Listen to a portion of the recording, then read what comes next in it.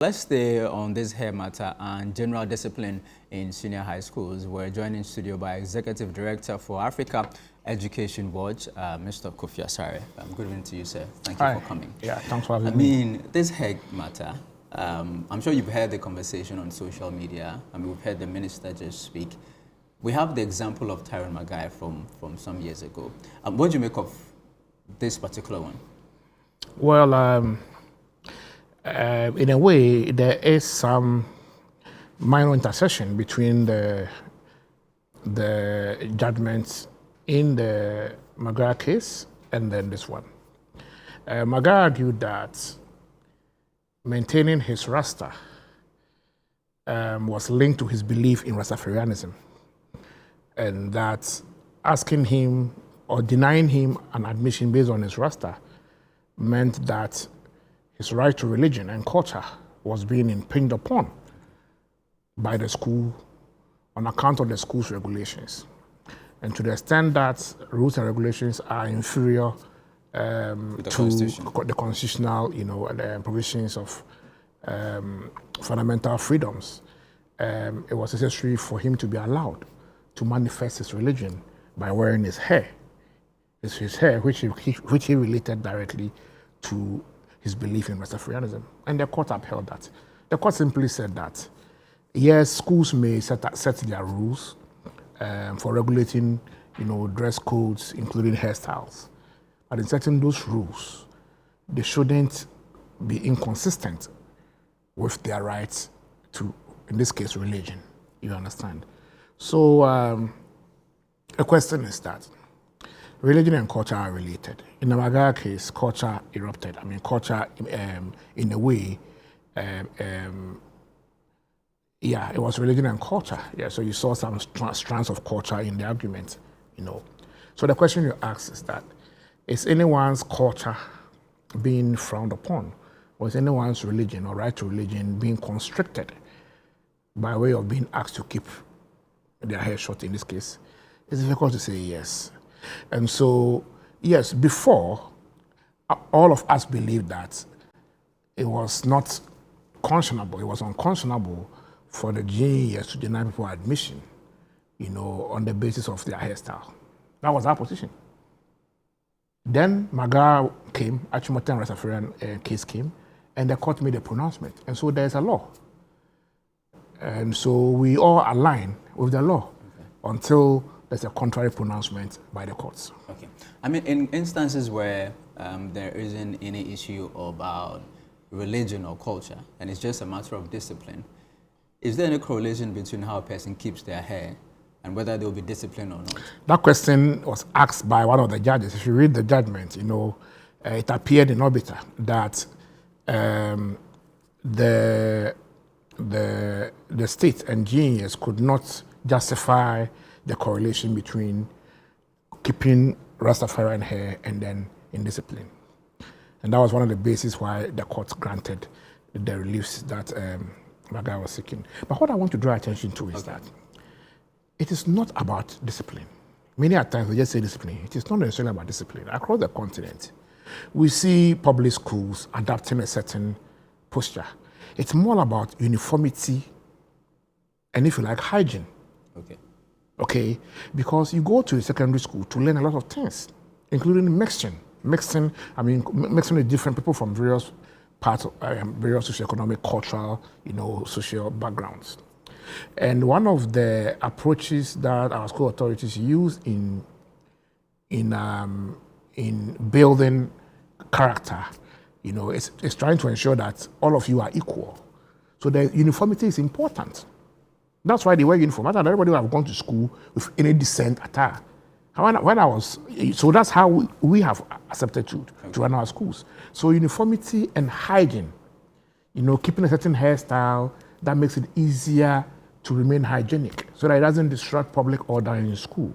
So those are important considerations for people managing schools of up to 3,000, 4,000 students who are residents.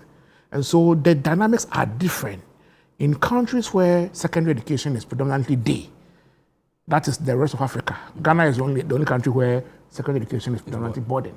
In the rest of Africa, you can have day schools having relaxed rules, but no one is sleeping there. You understand? But over here, our system is residential. And so you find that school authorities require some level of uniformity in order to manage, the children.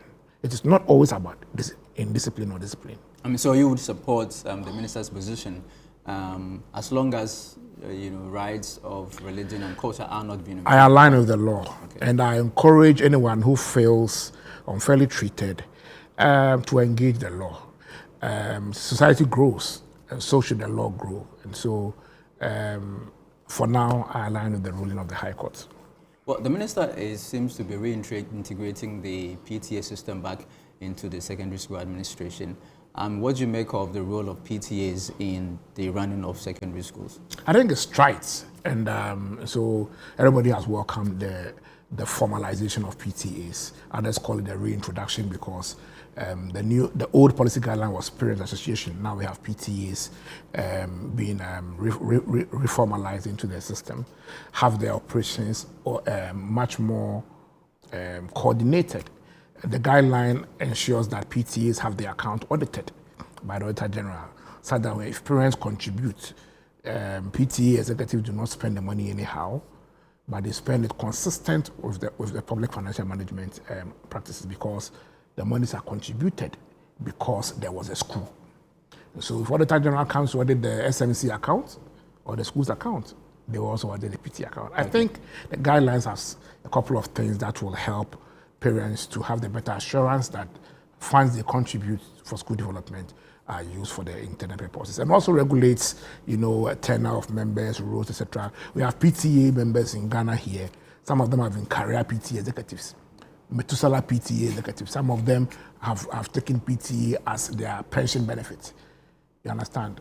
This law ensures that only parents with their children in the school at a particular time, can become PT members, let alone executives. And so a lot of the litigations we see in our courts is because people are getting personal benefit from PTAs and they don't want to leave the scene, clouding the very essence of PTAs. So I believe that the guidelines, if properly implemented by the GES, should strengthen the purpose and impact of PTAs. Okay. By PTAs, I believe, continue to play a key role in every education system in the country. All right. First year students just reported to school. They were given a 3-day window to report, and we saw long queues and some delays. Some people have said that the students must report in batches to be able to reduce the long queues and the delays. What do you make of it?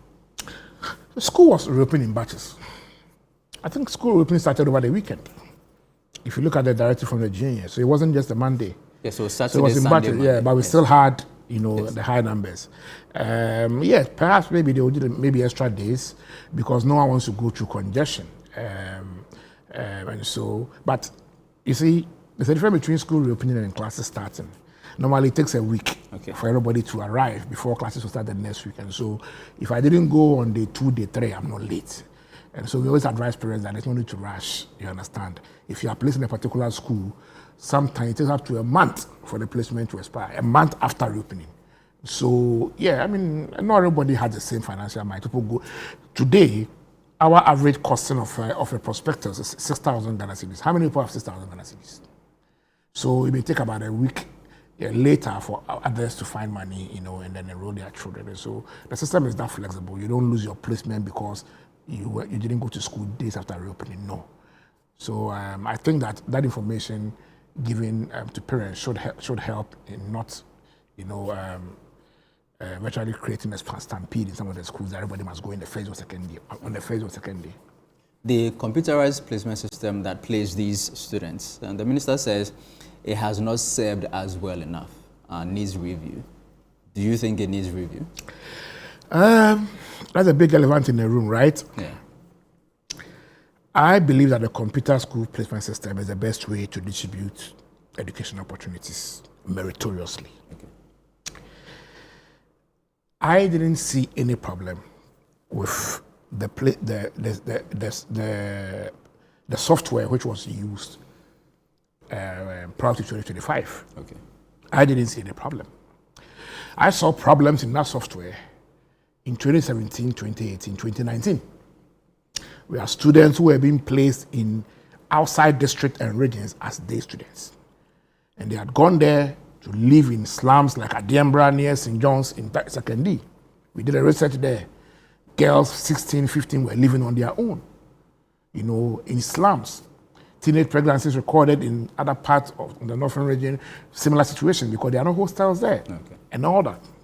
So we engaged the ministry and we pushed to ensure that no student should be posted beyond where they live as a day. So since 2019, the computer will not allow you to select a day school if the day school is more than 15 kilometers from where your junior high school address is. It won't even allow you on the computer. So that issue was solved long ago. Okay. We saw the issue resurface this year. So the point I want to make is that no system is perfect. But I think that the system that existed prior to 2025 didn't have the challenges we are seeing now. So the minister has called for a review. I think that it's good to review it. But in reviewing it, I think the best thing to do is to go back to what we were working with in 2024. Because it has gone through all these challenges. It has gone through the mill. We've addressed these challenges as we've progressed through the years to the point where we can see something that's working. And so I don't think we want to painstakingly go through what we've already been through. Yeah. I mean, aside the placement and school feeding, what major thing do you think that government should consider in the improvement of secondary schools? One major thing that you think, I'm sure you talk about infrastructure, but one major thing that comes to your mind that this thing has to be addressed in this very academic year? Well, it's not going to be this academic year, but definitely it's infrastructure. Because we are hitting 600,000. Next year we'll hit 600,000. We are 590K. Which is 100K students. Well, the minister was in Presec, I think on opening day, and he did mention that even Presec, they have infrastructure. You saw the challenges there? Yeah. So you can imagine other schools. So the infrastructure situation, the growth in senior high school numbers has overtaken the growth in infrastructure. Do you understand? Yeah. And we are doing about 2 billion a year in terms of investing in secondary education infrastructure as we speak. If we continue at this pace, it will take us about 20 years to ensure that all senior high schools have standard infrastructure. But even at the 2 billion we are doing today, it is at the expense of basic education and especially tertiary education. Yes. So we don't have the luxury of resources. It will take time. We've done FQ for 20 years. We still have over 5,000 schools under trees and sheds and dilapidated structures. We are not going to see every senior high school in Ghana become like Presec or Kwas or Kumasi Anglican in the next 10 years. It's not going to happen because there's competing demands for capex resources, capital expenditure resources, between basic, which houses majority of the students, tertiary, and then secondary. But let me quickly say something about the free tertiary for PWDs that was launched. Okay. I attended the launch of free tertiary for PW, persons with disability, on Friday. And I'm excited that Ghana is one of the few countries in the world, in Africa, that has been able to give free education to persons with disability throughout. Okay. Because we have free basic education, providing free basic education to all, including persons with disability.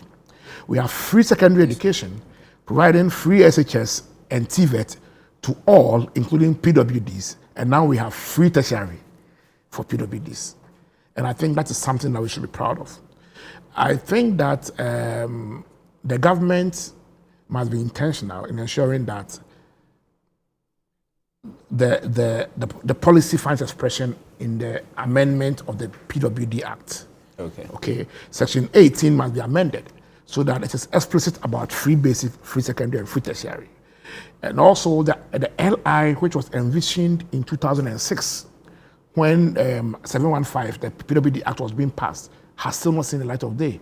The minister must prioritize that LI. That LI will, among others, give clarity to how the state should enforce the right to education of persons with disability. So that it is enshrined in law, any government that comes will continue. And then also, every ministry that has a role to play, because the PWD Act is not owned by the Ministry of Education. It actually sits under the Ministry of children and Ministry of Gender, Children, Social Protection. So if you have an LI, it will clearly spell out the roles that other, multi-sectoral actors, Ministry of Education, Ministry of Gender, all other actors have in playing to ensure that we begin to approach as a country issues of education of PWDs, not with pity, but with a sense of justice and responsibility. All right. I'm grateful to you, sir, for coming. Kofi Asare, the Executive Director for Africa Education Watch, speaking to us here on the